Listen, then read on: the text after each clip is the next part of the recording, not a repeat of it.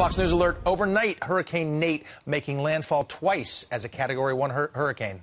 It's now been downgraded to a tropical storm, but as it heads north from the Gulf, authorities warn we are not out of the woods just yet. And joining us now live with an update, the FEMA Administrator, Brock Long. Mr. Administrator, obviously on behalf of the nation, we have to thank you for dealing with one crisis after another. This is now at least the fourth hurricane just in recent weeks you've had to deal with.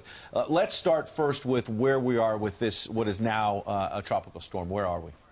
Right. So the president proactively once again pushed forward disaster declarations for each of the states to be able to help them with the evacuation life safety mission.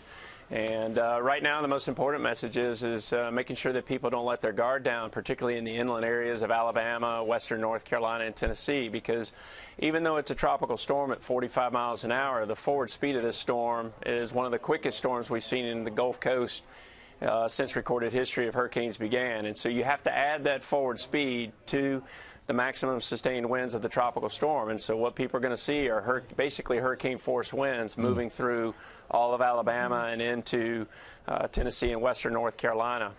And we've seen that the toughest parts of these storms are almost always the aftermath of what people wake up to the next morning, the damage that has been done. And as we're already seeing in some parts of this latest storm, power outages. A lot of people that are going to be without power for who knows how many days. How tough is that from your end to help?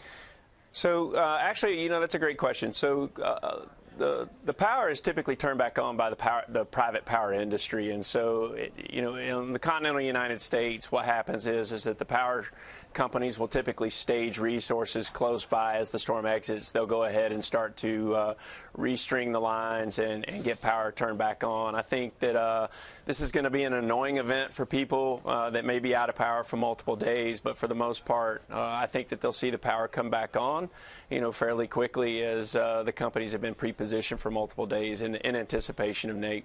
Yeah. He said it's an annoying thing to have the power out. It's a lot better than the life-threatening things that have been going on. Montel Williams, my friend of mine, recently went into the FEMA offices, and he said that he was shocked to see thousands of people just working the phones. You guys have been inundated. How's everybody holding up over there? Obviously, people are tired, but we have a job to do, and we continue to work around the clock. And I think that while a lot of the focus has been on Puerto Rico, people have to remember that we still have a tremendous amount of resources in Texas. You know, you had over 119,000 homes impacted in Harvey in Texas. We're still in Florida.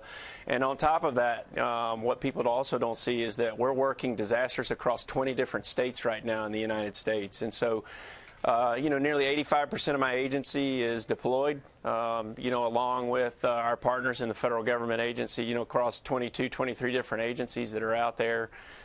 Tens of thousands of people are working every day to alleviate suffering and help, you know, rebuild communities. Well, it's an important job that you all play, Brock Long. You guys have been very, very busy. Keep up the great work. Thank you, Brock. Thank you. Thank you very much.